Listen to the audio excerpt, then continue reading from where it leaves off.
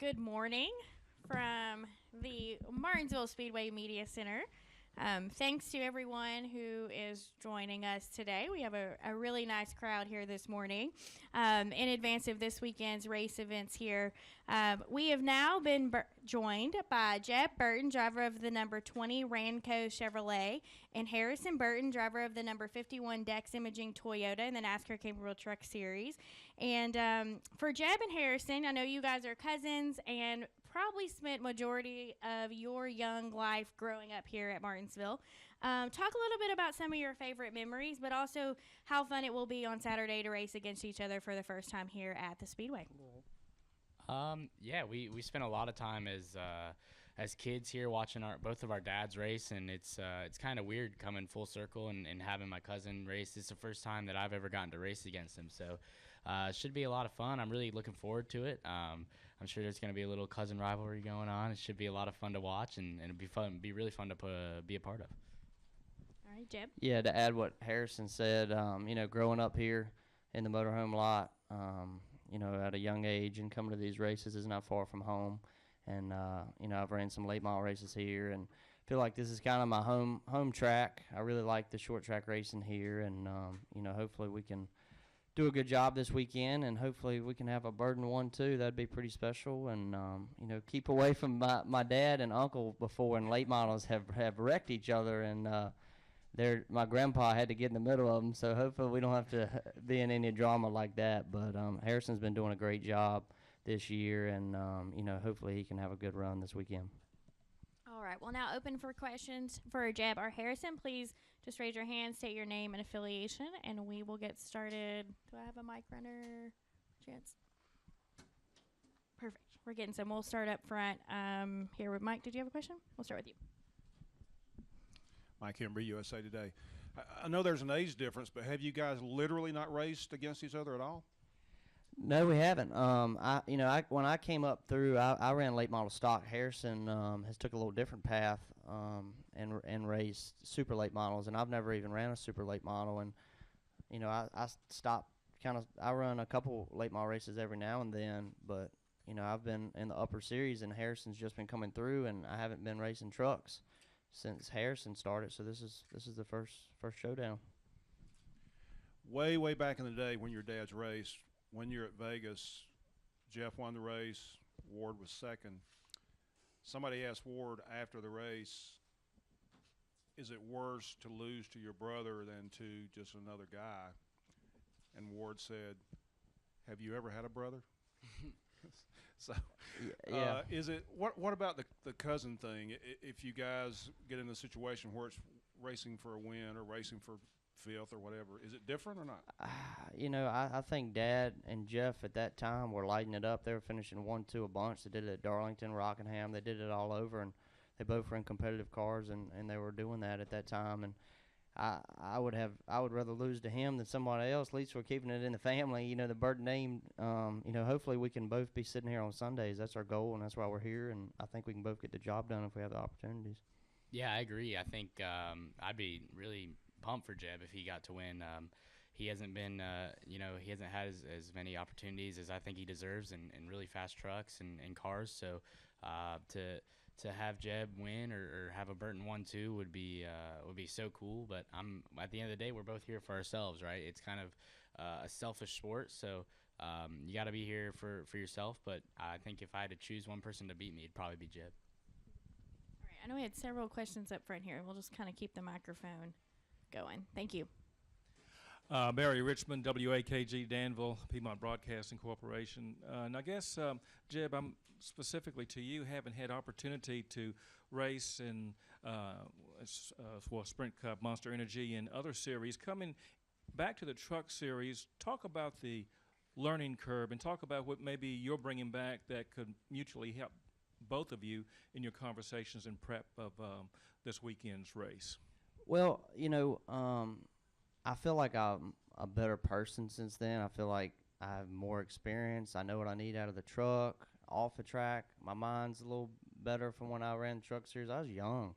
I was 20 years old in a brand new situation with a new team, and we were running fast. But I've matured a lot, and I've had some things happen that have humbled me, and I know this sport is a really tough place right now to make it. So with all that being said, I've got a great crew chief, Chad Kendrick, this weekend. State water heaters came on board, and I feel like we can do a really good job this weekend. I know I just got to tell them what I need out of the truck. And a couple years ago, I should have won a race or two here, and I still think about that clock. So I'm hopefully we can have a shot at it this weekend. All right, go ahead. Chris Knight, catchfence.com. I know you guys know that it's going to be a tough field tomorrow, competitive field. The playoffs are, going on with the truck series. But needless to say, you guys are both in competitive trucks. Would a top 10 finish be satisfying for both of you guys tomorrow if you guys are both able to get in the top 10 tomorrow?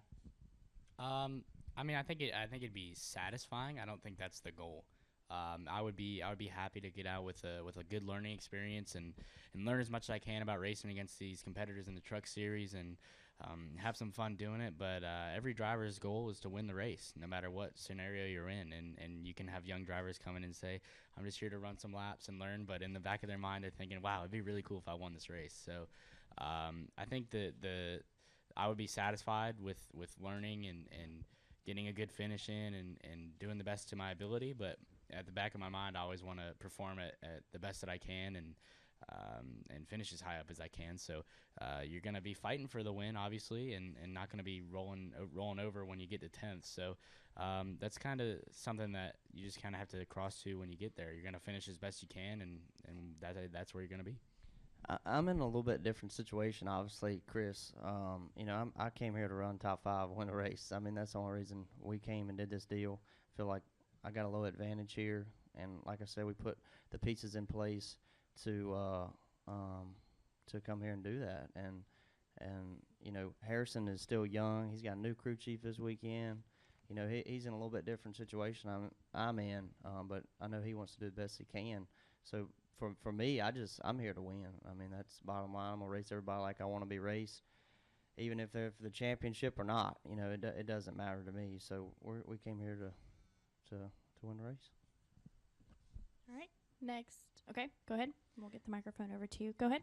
Jacob Seelman, Performance Motorsports Network. So Harrison walks in, and I ask him, is it going to be a competition all weekend? And he promptly nods and goes, what do you think? So both of you have grown up together. Which one of you is more competitive? That's a tough question. I can remember me and Jeb have always been pretty competitive, but it's not been on the racetrack. It's playing Madden on the Xbox and things like that. Always talking about the day when this would happen. So. Yeah, right. We're always like, well, I'll beat you on the racetrack, though. So now we get to put that to a test. But no, it's going to be competitive to say the least. But I think I'm going to race Jeb just like anyone else, and he'll race me just like anyone else. It doesn't matter. Once you strap into that race car, you're there to do the best you can, and you'll race everyone the same, hopefully. So it's not going to be like I'm going to just get to Jeb and punt him out of the way. I think that'd be an awkward Thanksgiving dinner. So it's going to be. If I didn't get back to your bumper. Yeah, exactly. So yeah, it's just going to be like anyone else, and I think Jeb has the same mindset going into it, and it should be fun. In all seriousness, for either of you, maybe Jeb being the older one, growing up in the shadow of this track here in Virginia, what does the history of Martinsville mean to you guys? For me, I've always ran well here. Dad's ran well here. I think Jeff's ran well here. It's just been a good track for our family, and I think my dad won an Xfinity race here. So, I really want that clock. That's I've been thinking about those two or three races that we should have won if I did something different the last 15 laps or last restart, and it's been in the back of my mind. So I'm hopefully we can get the truck good today in practice, and all you can ask for is a shot. You can't expect to just come win every time. So we just want a shot, and hopefully we can get it done. All right. Can we get microphone here in the middle, and then there's a few others with it. Okay, we'll go to Jim, and then go ahead, Jim. Jim Utter, motorsport.com. One question for each of you. For Jeb, what was the lure of this particular race? Was it just the opportunity race? Was it getting back in trucks or Martinsville, or kind of all three? Well, to run Martinsville, for one, the cost is a little down. You don't really have aerodynamics to come and play. ECR helped me out on the motor. Got some good power there. And I feel like this is my best track.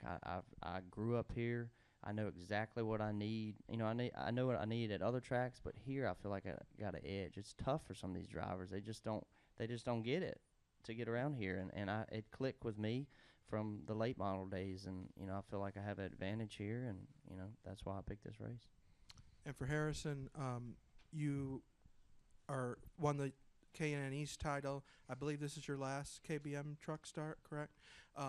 You probably haven't finalized what you're going to do next season, but what's on your wish list? Like, what would you like to be able to do next season, given your age restrictions and everything? Yeah, it's tough. I feel like I've conquered a lot in the K&N series, and I feel like I've proved myself there, and I feel like I want to move up, but I'm not quite old enough yet, and it's hard to find the resources to do so. So I think my wish list is to run as many races as possible and learn as much as I can, and run as many truck races as possible, and hopefully with KBM.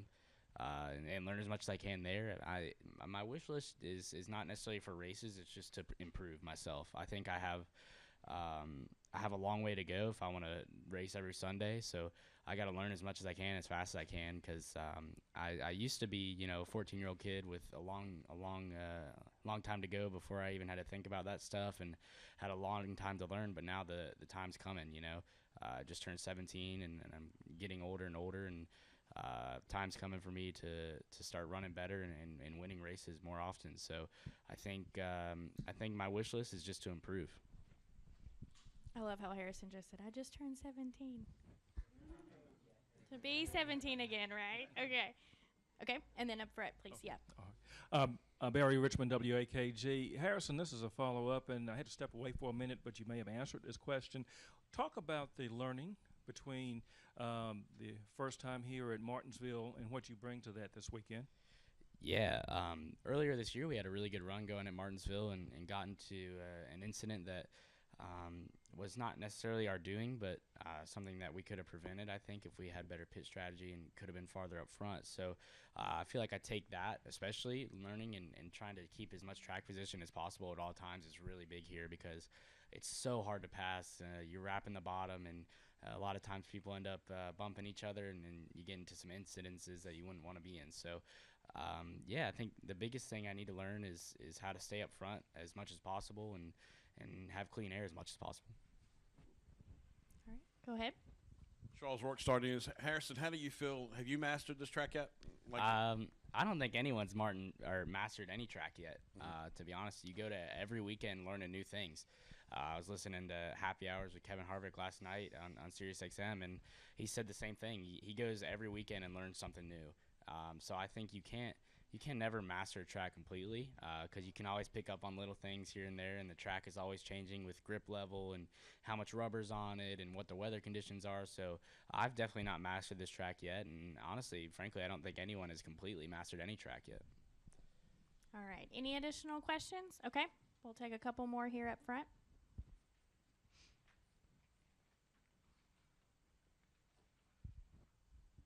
Jacob Seelman, Performance Motorsports Network, Race Chaser Online. Follow-up for Harrison. I know they mentioned a little bit ago about having a new crew chief. What do you feel like, what are you optimistic about, or what are the challenges getting to work with Mike Hillman for the first time this weekend? Yeah, he's an awesome guy. Jeb has had experience racing with him, and Mike's always been telling me to talk smack to Jeb this weekend, so I've been trying to do that as much as I can. And honestly, I'm just excited to get to learning his characteristics, and he can learn my characteristics, because it's a team sport, and you need to be on the same wavelength at all times. So I'm really excited to get that going. I feel like he's a really, really good crew chief, and has proven that this year with the 29 truck. He ran really good all year, and they were always tough to race against. So I'm excited to get some of his knowledge and some of his mentorship. I think he's going to do a really good job of teaching me about these trucks and things that I can pick up on, because he's been in it for quite a long time. So that should help a lot. All right, and I believe we had Chris. Did you have an additional question? ChrisKnightCatchfence.com again. Jeb, I know you're constantly on the sponsorship prowl, and you're working really hard, you and your team. How's your 2018 looking like at this point? Are you going to be back doing some time of racing next year? We're really close to getting something done with a good organization. It's just tough to get all the funding, exactly there. And you know, a lot of the companies wait till November or December to know what their budget is, and you know, in racing you got to do that stuff now. So we're working hard on it. I'm really lucky to have Estes and State Water Heaters doing everything they're doing, and Rocky Ridge. You know, I've got a bunch of good partners. We're just we're still hunting for a couple more so we can go race full time. But you know, I'll tell you, we're working on a part-time schedule for next year at a good team, and hopefully we can get it done the next couple weeks. All right. For Harrison and Jeb, thank you both for joining us this morning, and we wish you the best of luck this weekend. Thank you. You guys. Hopefully we'll see you back here tomorrow.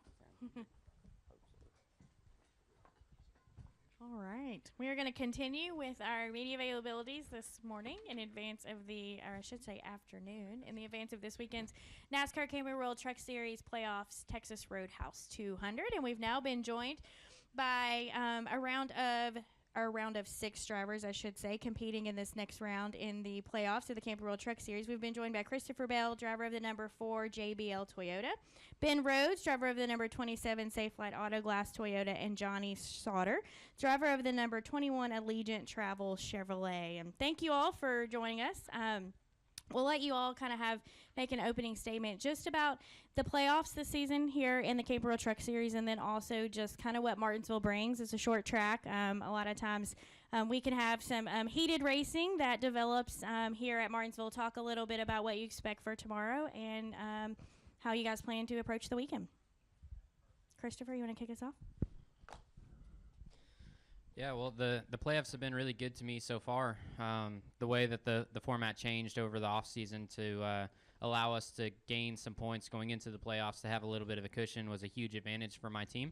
We were able to capitalize on that and get a lot of bonus points heading into the playoffs, and that played a really big advantage going into the round of 8, and we could be really aggressive on strategy, and that allowed us to win at Loudon, and hopefully it'll turn into another aggressive strategy here at Martinsville that can help us get to victory lane this weekend. All right, Johnny? I'm just looking to finish the race. The last 3 weeks have been pretty rough, and you know, you race against guys that I probably wouldn't let my kid, let him ride my kid's dirt bike. So having said that, we just got to try to survive this race. I feel like if you qualify well, you can keep track position. This is a 200-lap race, so the playoffs are obviously pretty important. This next round is a big deal, so we just got to come out of here with a good run. All right, and Ben? Yeah, it's been an up-and-down season for our 27 Safelite Toyota team. Obviously Las Vegas was really big for us, allowed us to advance to the round of 6 here. Then Talladega wasn't too good of a race. I'm looking at this race tomorrow just as survival for me. There's a lot of new drivers in here and some drivers from the Cup Series as well. A lot of people who probably see it as their opportunity to win and do well and be really aggressive. And, I think we just need to survive tomorrow. We can certainly take ourselves out of the playoffs tomorrow, more so than, boosting ourselves forward. So survive tomorrow, and then Texas and Phoenix will be good for us. All right, we'll take questions for Christopher, Ben, or Johnny. If you have one, please raise your hand, state your name and affiliation, and we'll start with Jacob. Go ahead. Jacob Zimmerman, Race Chaser Online, Performance Motorsports Network. One for Christopher and one for Johnny. First, Christopher, I saw the Twitter war this morning, so are you going to impress Briscoe with a slider tomorrow? If the rubber moves up the track, I guess there's a possibility. That was what was really cool about the spring race. The track really got darker as the race went on, and I kind of got the half a lane up going, not the top, but half a lane up. So hopefully we can get some more rubber laid down, and the groove will widen out, and you can move around a little bit. And that's what everybody likes to see, and that's what the drivers like to race on and the fans like to see. Johnny, you won this race last year, and it was really the catalyst for everything that led up to Homestead and the championship. Do you rely on some of what you did last year to find yourself a foothold and really start this round off strong, going into a round where I feel like there's probably all 6 of you have a shot to be in the Final Four? Yeah, I think so. I mean, Martinsville's been a really good racetrack for me personally, and obviously for GMS over the last couple of years. So I feel like, obviously you mentioned last year this is where we kind of got on a roll. So I feel like Martinsville's the perfect place for me to start the second round. Have just been really, really good here through the years. So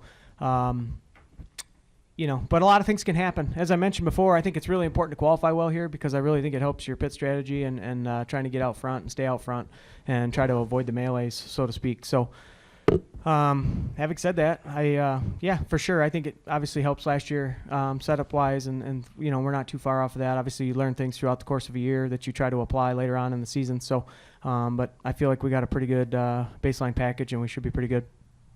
Okay, go ahead.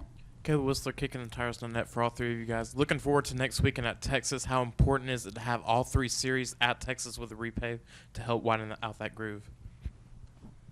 Well, I'll start by saying I think Eddie Gossage posted a picture on Twitter of the racetrack with the tire dragon on it, and the color had changed dramatically from the time that we were there in the spring. So hopefully that's a sign that the track is starting to age a little bit, and we'll see if we can move around. And then having the other series there, I don't really know if it affects the trucks too much because we practice on Thursday, I think, before everything else hits the track, and then we're the first race. So as far as rubber, it'll help a little bit on Friday having Xfinity practice and maybe a cup practice or so. But, the big thing is hopefully the track aged and maybe we can move around a little bit more than what we did in the spring. Go ahead, Okay. Ben. Ken Childs, KenChilds.com. Ben, got to win at Las Vegas after coming so close so many times. How much does that help your confidence coming into somewhere like Martinsville, which is another place you have run well? Well, not only my confidence, but the whole team's. That was the first win for not only myself, but almost every single crew member on the team, especially in their respective position. I feel like Martinsville has been a fast track for me in the past, but I don't have the results to show. I think survival, again, talking about survival, the past, I would get caught up in stuff, and survival for me is what's going to get us that finish. I think we're trying some new stuff this weekend, and I'm hoping that'll translate into some more speed. And like what Johnny was saying, qualifying is really important. So I think qualifying is going to be half the battle for me. If I can qualify up front, the race is going to go way better for me than it has in the past. All right. I believe Lee had a question. Brooks, thank you. Lee Spencer, Motorsport.com. Christopher, what's been your biggest takeaway this season as far as your development, learning from where you were as a rookie to leading the points? Fast trucks. No, driving for Rudy Fugle has been an eye-opener for me. He's excellent at what he does, and he proves that year in and year out. It's pretty remarkable to see the string of championships that team has been on with multiple drivers every single year. So it's an honor to be a part of that organization and inside of Kyle Busch Motorsports. It's the best group of people that I could ask to be around, and thankful that I get to drive for him. And Mr. Rhodes, can you talk a little bit about your new hobby? I understand you've been taking boxing lessons. I wouldn't really call it a new hobby. I started. It's more or less like cross training, I guess. I started doing that last August or July.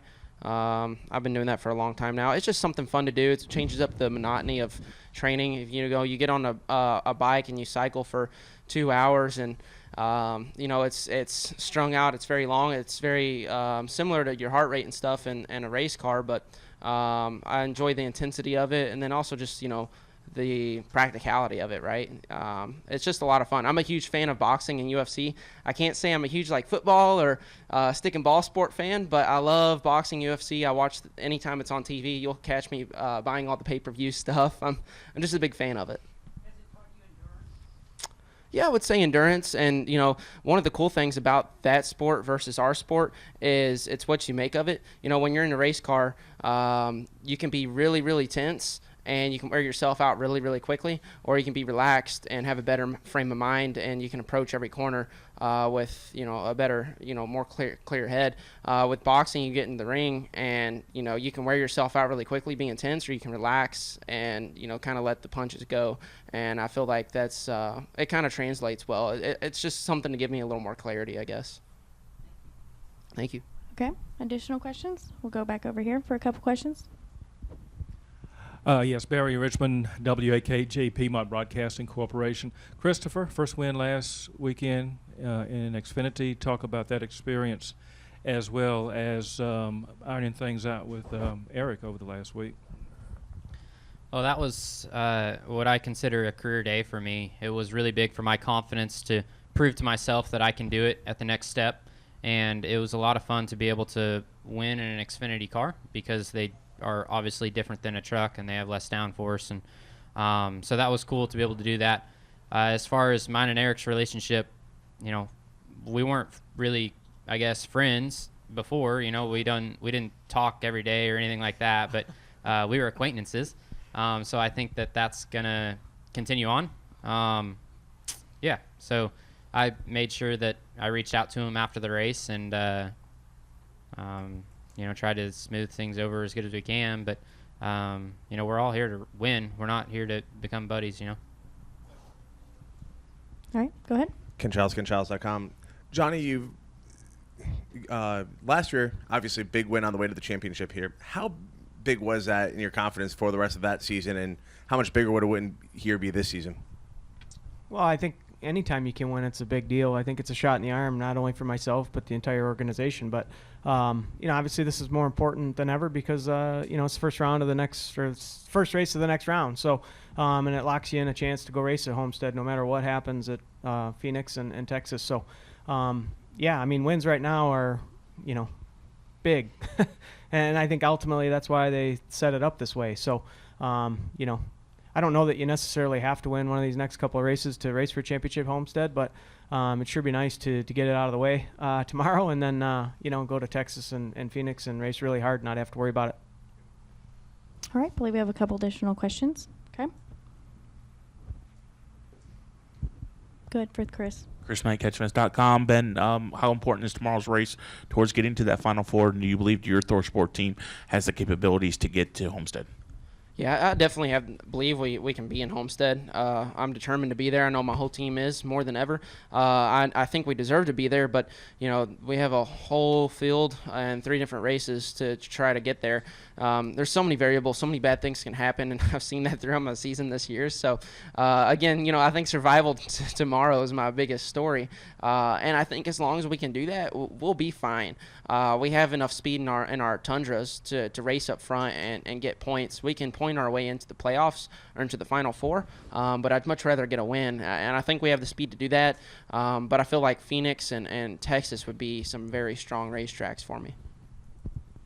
All right, go ahead. Jacob Seelman, Race Chaser Online Performance Motorsports Network. Actually, I get to follow on from Chris here, Ben, because I think going into this before your win, everybody would have said maybe this is your best shot. But having the win under your belt at 1.5 miles, does that give you confidence that Texas may be a better shot to win than what it might have been before?